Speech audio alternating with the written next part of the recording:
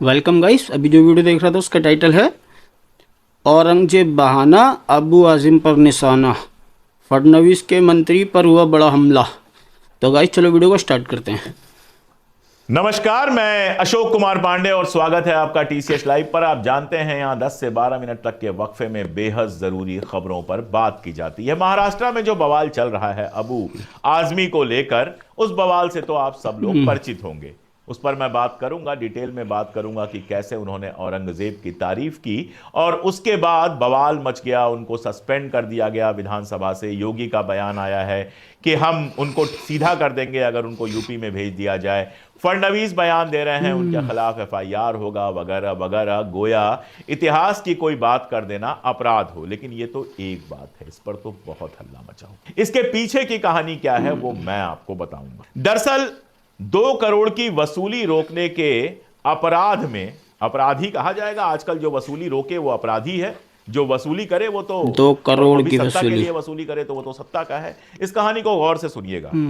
एक सरपंच थे संतोष देशमुख, ईमानदार आदमी माने जाते थे और 2 करोड़ की वसूली रोकने के लिए उनकी हत्या हो गई। और हत्या भी कोई आसानी से नहीं हुई, बहुत भयानक तरीके से उनको मारा गया, पीटते पीटते। आप जो कुछ सोच सकते हैं उस पर मैं क्या डिटेल में बात करूं। हमारा देश हैवानों का देश बनता जा रहा है, लिंचिंग बहुत नॉर्मल चीज होती जा रही है। तो आप ये समझिए कि संतोष देशमुख की भी जो हत्या हुई उसको लिंचिंग की तरह ही देखा जा सकता है। अब एसआईटी ने अपनी जांच शुरू की और एसआईटी की जांच जब सामने आई तो पता चला कि उसमें वाल्मीकि कराड नाम के एक व्यक्ति का हाथ है।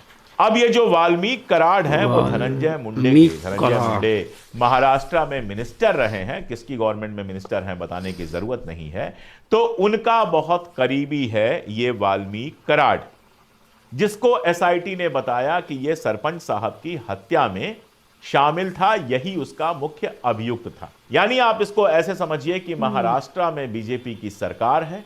इसके पहले भी ये जो घटना हुई है, मारने की घटना हुई है, इस सरकार के पहले की घटना है। इस सरकार के पहले भी बीजेपी सत्ता में थी।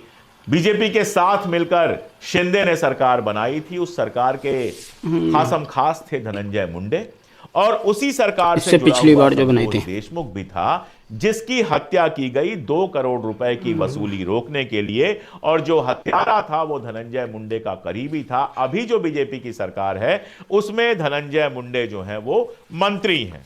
सारा मामला यह है कि कराड़ ने भीड़ में, जो कराड़ जिनका नाम पहले लिया गया वाल्मीकि कराड़, वहां पर एक रिन्यूएबल एनर्जी कंपनी के भूमि अधिग्रहण अधिकारी, यानी जिसको वहां जमीन का अधिग्रहण करना था, एक प्राइवेट कंपनी का ऑफिसर था, उससे 2 करोड़ रुपए की फिरौती मांगी थी। संतोष देशमुख इस फिरौती के 2 बीच में करोड़ पड़े रुपए और की इसका फिरौती विरोध है। किया गया। उसके बाद सरपंच की हत्या कर दी गई।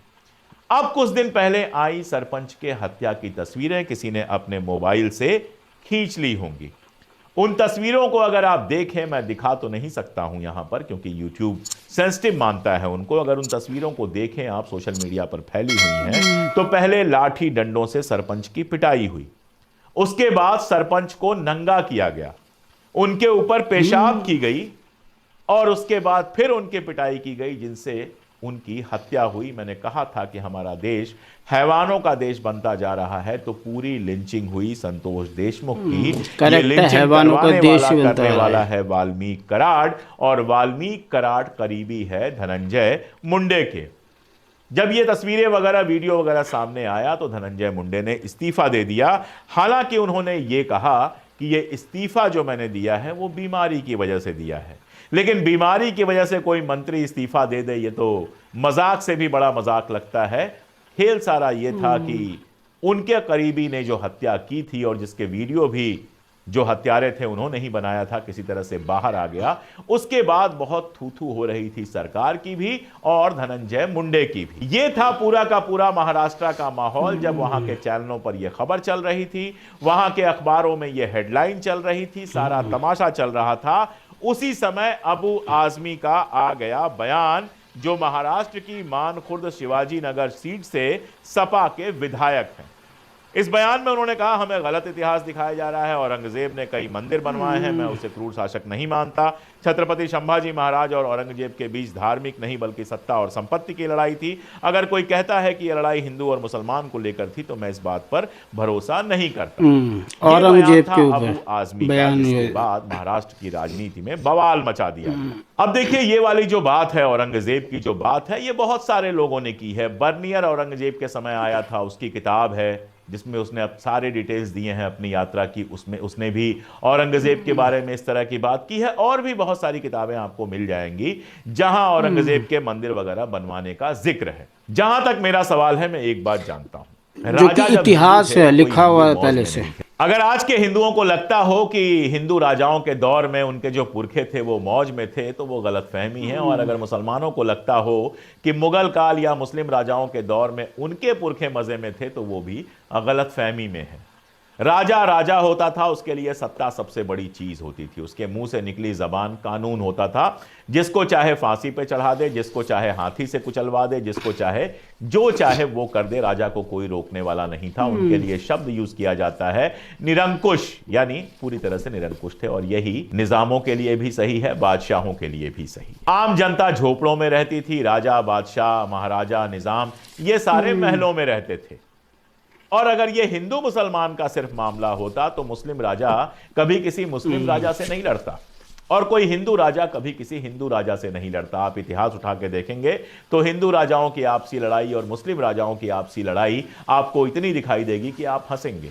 तो अगर यह हिंदू मुसलमान का मामला होता तो ऐसा कैसे हो जाता कि सवाई राजा मानसिंह जो हैं वो औरंगजेब के साथ होते और तमाम सारे मुस्लिम सिपह सलार छत्रपति शिवाजी महाराज के साथ होते। तो चाहे आलमगीर औरंगजेब कहिए, चाहे छत्रपति शिवाजी महाराज कहिए, दोनों अपने अपने तरीके के शासक थे। दोनों ने अपनी सत्ता बढ़ाने के लिए अपने अपने तरीके से काम किया। छत्रपति शिवाजी महाराज ने भी जनता के लिए बहुत शानदार काम किए और औरंगजेब ने भी अपने तरीके से जनता के लिए कुछ काम किए, जिनके रिकॉर्ड मिलते हैं, बड़े आराम से मिलते हैं। बाकी हत्याएं भी करवाई, किसने हत्याएं नहीं करवाई? आप मुझे एक राजा महाराजा बादशाह बता दीजिए जिसने हत्याएं नहीं करवाई। और इन हत्याओं में बहुत कुछ निर्दोषों को भी झेलना पड़ा, लूटपाट, हत्या, ये सब मध्यकाल में होता था। और इन्हीं सबसे मुक्ति दिलाने के लिए लोकतंत्र लाया गया, ताकि राजा का बेटा ही राजा ना बनता रहे, ताकि आम जनता भी सत्ता तक पहुंच सके, ताकि लोगों के लिए कानून हो, लोग आराम से कानून का पालन कर सकें। अगर उनके साथ कुछ गड़बड़ होती है तो कोर्ट में जा सकें, सरकार के खिलाफ भी कोर्ट में जा सकें। इन सब के लिए लोकतंत्र लाया गया था। लेकिन लोकतंत्र के मजे जो लोग ले रहे हैं, राजा महाराजाओं के टाइम 300 साल पुरानी बात याद आती है। और इस तरह से महाराष्ट्र में 3 महीने पुरानी जो बात थी उस पर चर्चा ना हो सके। सरपंच की हत्या में जिन लोगों का हाथ था, वो जिनके करीबी थे, उनके ऊपर उंगलियां ना उठ सकें।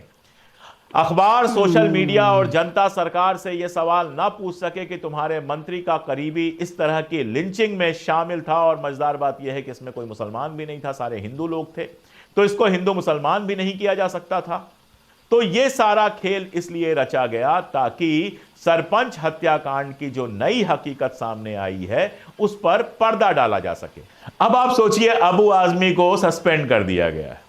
कल को अगर कोर्ट में मामला जाएगा तो पहली कार्रवाई में यह सस्पेंशन रद्द हो जाएगा, उनके खिलाफ जो एफआईआर है वो रद्द हो जाएगी पहली कार्रवाई में। यह पूरे कॉन्फिडेंस से मैं क्यों कह रहा हूं? क्योंकि मैं इतिहास पढ़ता हूं।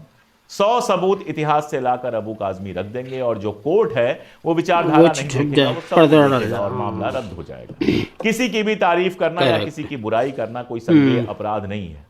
हमारे यहां कोई ऐसी धारा नहीं है जो किसी को औरंगजेब या अकबर या महाराणा प्रताप या किसी की भी बुराई या बड़ाई करने से रोकती है। इतिहास का तो काम ही यही है, नए नए फैक्ट लेकर आना और उसकी जांच करना। लेकिन इस खेल से फायदा किसका हुआ? इस खेल से महाराष्ट्र सरकार का फायदा हुआ, जो एक मामले में फंसे हुए इतिहास में लिखा हुआ है सब कुछ जा रहा था, वो सवाल हट गया। और औरंगजेब के मामले में सब लोग कूद रहे हैं। जैसा मैंने कहा कि 3 महीने पुरानी बात दब गई और 300 साल पुरानी बात जो है वो चर्चा में है। अब जरा आप खुद सोचिएगा, और ये चीज यूट्यूब से लेकर, सोशल मीडिया से लेकर, अखबार से लेकर, नेशनल मीडिया से लेकर हर जगह चल रही है। सबको औरंगजेब पे चर्चा करना है। मेरे पास भी 20 मैसेज आ गए, औरंगजेब पे चर्चा कीजिए। भाई मुझे नहीं करनी है औरंगजेब पे चर्चा। मैं क्यों करूं औरंगजेब पे चर्चा? औरंगजेब ने जो किया वो 300 साल पहले किया, और इतिहासकारों ने सैकड़ों किताबें उस युग पर लिखी हैं। किसी ने बुरा बताया है, 300 साल किसी ने पहले अच्छा ये बताया बात है, चर्चा में, किसी ने एक एग्जांपल दिया है, क्योंकि किसी ने उसमें दूसरा मुसलमान example जुड़ा दिया, हुआ ना, खत्म हिंदू हो गई। मुसलमान वाला एंगल है। मेरा कंसर्न तो आज है, ठीक है मैं इतिहास लिखता बोलता हूं, लेकिन मेरा कंसर्न औरंगजेब आज पे है चर्चा कि सभी एक व्यक्ति की, एक सरपंच की करप्शन रोकने के लिए, वसूली रोकने के लिए पीट पीट कर हत्या की गई, उसके नंगे बदन पर पेशाब किया गया और उसको इतना मारा गया कि वो मर गया, और उस पर चर्चा नहीं हो रही है। और सबसे बड़ी बात कि वो एक मंत्री का करीबी था। क्या मंत्री जी सब जानते थे? क्या जो फिरौती मांगी जा रही थी उसका एक हिस्सा मंत्री जी के पास भी पहुंचना था? क्या सरकार भी किसी तरह से इसमें इन्वॉल्व थी? सवाल तो ये थे। लेकिन इन सवालों को किनारे करके औरंगजेब पे चर्चा चल रही है, जिसको ना बाएं पहुंचना है ना दाएं पहुंचना है। बहुत 8-10 ज्यादा दिन गलत हल्ला है भाई। होगा, उसके बाद शांत हो जाएगा, सब अपनी अपनी ढपली, अपना अपना राग बजाने लगेंगे। मजे में कोई होगा तो धनंजय मुंडे साहब होंगे और बीजेपी की सरकार होगी, जिनके ऊपर उठा हुआ सवाल इस खेल से दबा दिया गया। आपको क्या लगता है किस पर बात होनी चाहिए? 300 साल पुरानी या 3 महीने पुरानी बात जिसके 300 वीडियो साल अभी आए? जो भी लगता है कमेंट में जरूर बताइएगा। हिंदू मुस्लिम तो करना ही है ना। बताओ कहाँ 300 साल पहले की बात लेके बैठे हो, और जो 3 महीने का उसका कुछ है ही नहीं है, क्योंकि उसमें हिंदू मुस्लिम एंगल नहीं है ना, उसमें गवर्नमेंट खुद फंस जाएगी ना, बीजेपी गवर्नमेंट। तो गाइस यही था वीडियो। ओरिजिनल वीडियो का लिंक डिस्क्रिप्शन से ले लेना। अल्लाह हाफिज़।